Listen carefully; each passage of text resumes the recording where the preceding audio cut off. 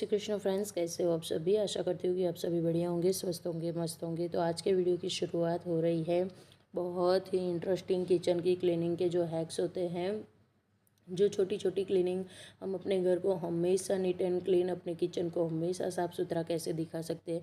कई बार होता है ना कि हम लोग औरों के घर में जाते हैं तो हमें लगता है कि कितना साफ़ सुथरा घर है, कहीं पे भी कुछ भी ना तो फैला हुआ है, ना ही किसी चीज़ किसी तरह से ना बिखरी हुई है, और ना ही कहीं पे धूल मिट्टी का कोई एक कण भी है। तो इसका रीज़न यही होता है। जो कुछ मैं वही आपको टिप्स और ट्रिक्स दूंगी यहाँ पे। तो आज मैं डाइनिंग टेबल के लिए कवर के लिए इस तरह से कुछ सेटिंग कर रही हूँ कि वो खिसके ना, क्योंकि ये ना मैंने एक दीवान सेट मंगवाया था मैंने डाइनिंग टेबल का कवर, लेकिन आ गया था दीवान का सेट। लेकिन अब इनको वेस्ट नहीं कर सकते क्योंकि इसका कलर डिज़ाइन और प्रिंट मुझे पसंद था बहुत बढ़िया तरीके से। तो ये ना मटेरियल इसका कुछ इस तरह का है कि ये ना खिसक जाता है, अपनी जगह पे ना रहता नहीं है अच्छे से। इसलिए आजकल मैंने इसको बिछाना कम कर दिया। लेकिन सडनली कबर्ड खोलती हूँ और मेरी नज़र पड़ती है इस वाले कवर के ऊपर। तो सोच रही थी कि क्यों मैं अपनी चीज़ों को ऐसे वेस्ट कर रही हूँ मंगवा के भी, क्यों ना मैं इसका एक बढ़िया सा कुछ DIY कर लूँ। या फिर मेरे दिमाग में आ जाते हैं ख्याल, किसी चीज़ को ना नुकसान होते हम लोग अपने घर में नहीं देख सकते, और हर गृहिणी चाहती है कि उसका घर हमेशा साफ़ सुथरा रहे। तो उसके लिए मैंने डाइनिंग टेबल के कवर को अच्छे से बिछा दिया चारों तरफ से एक समान। और उसके बाद ये जो इसके कोने लटक रहे हैं ना, वहाँ से हम सिलाई कर लेंगे। अगर आपके पास सॉइंग मशीन है, सिलाई मशीन है, तो बहुत अच्छी बात है। मुझे सिलाई बढ़िया तरीके से आती है, लेकिन मेरे पास मशीन नहीं है क्योंकि कुछ हुआ था, रीज़न था। इसलिए मैं बताऊंगी किसी दिन आप लोगों से, जब नया लाऊंगी तब शेयर करूंगी। लेना है मुझे सिलाई बहुत पसंद है और बहुत अच्छे से आती भी है।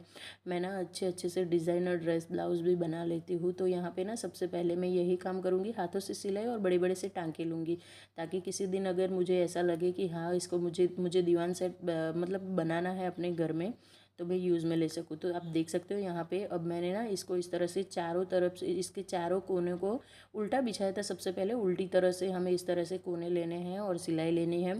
तो उसके बाद अब मैं इसको कर लूँगी पलट के सीधा, और देखते हैं कि किस तरह का बना है। हाँ, उतना परफेक्ट तो नहीं होगा जितना हम सिलाई मशीन से करते हैं, बिल्कुल नाप नूप के करते हैं। मैंने यहाँ पे सीधा ऊपर बिछा के ही कर लिया है, और मुझे ना शॉर्टकट में काम करने की बहुत आदत है।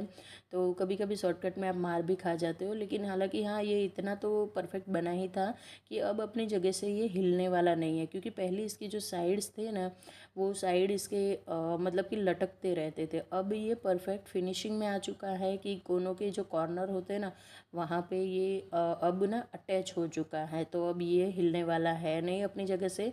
और जहाँ पे मैं दीवार से चिपका के रखती हूँ ना टेबल को, उस जगह पे थोड़ा सा लंबाई में छोड़ दिया है, चौरस सा एक ना अच्छा सा एक मतलब कि आप जो लाते हो ना मार्केट से, हम लोग नहीं लेकर आते हैं इलास्टिक वाले बेडशीट, उस तरह का कुछ ये बन चुका था कि अभी अपनी जगह से हिलने वाला है नहीं। अब नीचे से झाड़ू मार के क्लीन कर लूँगी ताकि अलग से सफाई ना करनी पड़े। चेयर को भी ठीक ठाक ब्रश की हेल्प से क्लीन कर लूँगी।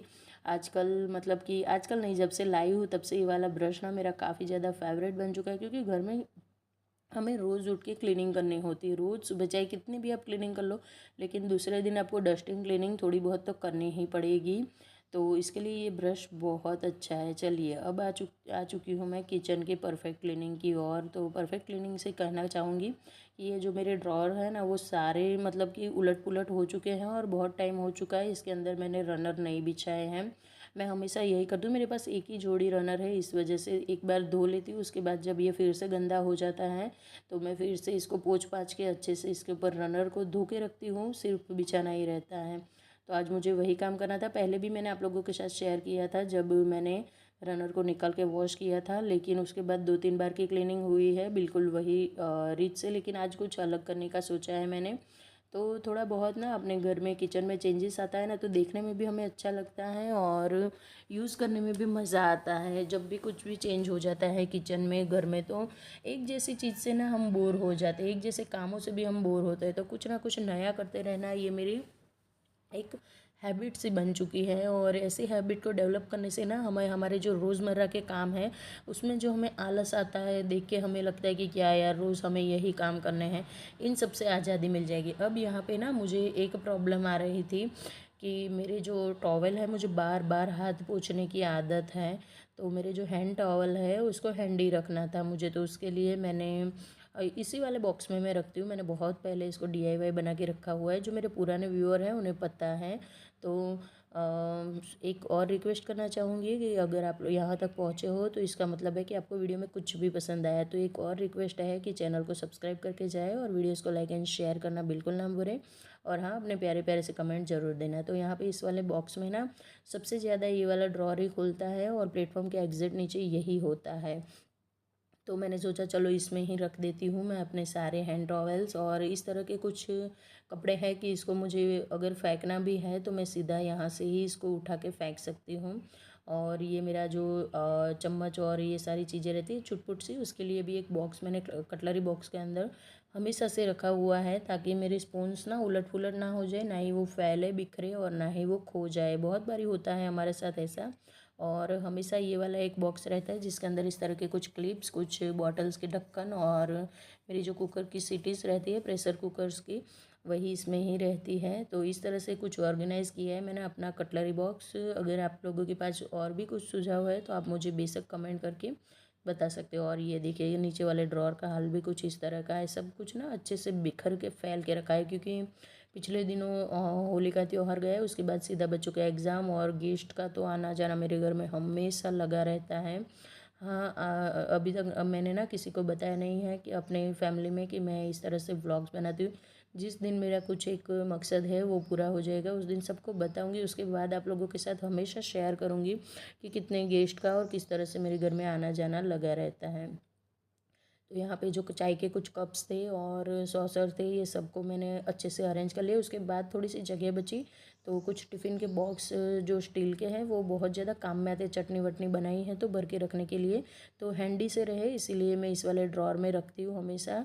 कुछ ढक्कन थे वो भी उसमें रख दिए थे। अब नीचे वाला ड्रॉर भी होता ये है ना कि जब भी गेस्ट आते हैं ना तो हम लोग बहुत जल्दी में होते हैं कामों को करने के लिए, क्योंकि हमारा जो रोज़ का रूटीन होता है ना वो थोड़ा सा इजी रहता है। लेकिन जब भी गेस्ट आते हैं तो वो थोड़ी हड़बड़ी रहती है। तो हड़बड़ी में मेरा ना ये प्रॉब्लम है कि मैं चीज़ों को ना उलट पुलट में रख देती हूँ, तो इनको समेटना भी बाद में बहुत ज़्यादा ज़रूरी बन जाता है। तो बस यही मैं कर रही हूँ आज।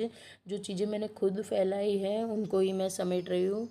और रहता है, हो जाता है, लेकिन बाद में मैं ठीक ठाक कर लेती हूँ। अब यहाँ पे बहुत सारे लंच बॉक्स के ढक्कन और ये सब निकल चुके हैं, लीड वीड, उनको भी मुझे ठिकाने लगाना है।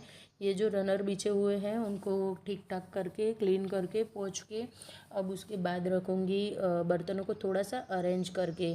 तो ये वाला पेन ना मेरा बहुत ज़्यादा फेवरेट है, लेकिन बहुत पतला है ना, इस वजह से ये बहुत ज़्यादा जल जाता है। इसको क्लीन करना थोड़ा सा ना मेरे लिए मुश्किल हो जाता है। अभी पिता मेरी पाउडर ख़त्म हो चुका है, वो लाऊंगी तो अच्छे से क्लीन हो जाएगा।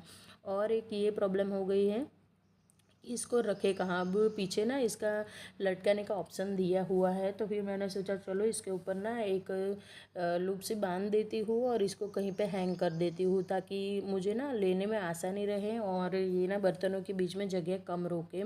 तो इसीलिए बस यहीं पे मैंने एक अच्छे से डोरी से लगा दी है ये वाली लूप, और अच्छे से ना मैं इसको हैंग कर दूँगी।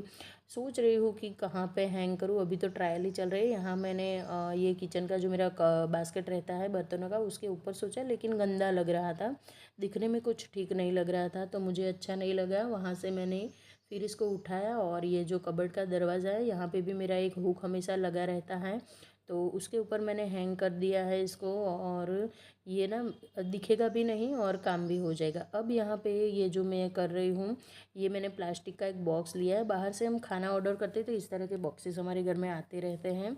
तो इसके ऊपर ना मैंने स्क्रू ड्राइवर को गर्म करके अच्छे से होल कर लिए हैं, क्योंकि इसके ऊपर मुझे रखने हैं स्क्रबर। ये जो हमारे के स्क्रबर हो गए ना, ये सारे ऐसे ही पड़े रहेंगे ना तो गीले हो जाएंगे और बहुत गंदे भी लगते हैं, और इसमें से ना एक स्मेल आती रहती है। तो ये ना हो इसके लिए मैंने नीचे की ओर होल कर दिए हैं। अब और इसके अंदर जो एक्सेस पानी होगा वो सारा निकल जाएगा, और एक जो गंदी सी बदबू आती है वो भी नहीं आएगी। कितना भी आप स्क्रबर को क्लीन कर लो लेकिन थोड़ी सी स्मेल रह जाती है, तो इसके लिए मैंने ये जुगाड़ लगाया है। चलिए अब लास्ट में कर देते हैं अपने सिंक को एकदम बढ़िया सा क्लीन। बहुत सारी चीज़ों को ठीक ठाक कर लिया है मैंने। तो फ्रेंड्स, आशा करती हूँ कि आज का वीडियो आप लोगों को पसंद आया होगा। अगर कुछ भी इंटरेस्टिंग लगा है तो प्लीज़ चैनल को सब्सक्राइब करके जाना। और हाँ, अपने प्यारे प्यारे से कमेंट करना बिल्कुल ना भूलें। मेरा सिंक ऑफ वाइट कलर का, आइवरी कलर का है, तो इसको क्लीन करना बहुत ज़्यादा ज़रूरी बन जाता है। चलिए मिलती हूँ एक ऐसे ही वीडियो के साथ, तब तक के लिए राधे राधे फ्रेंड्स।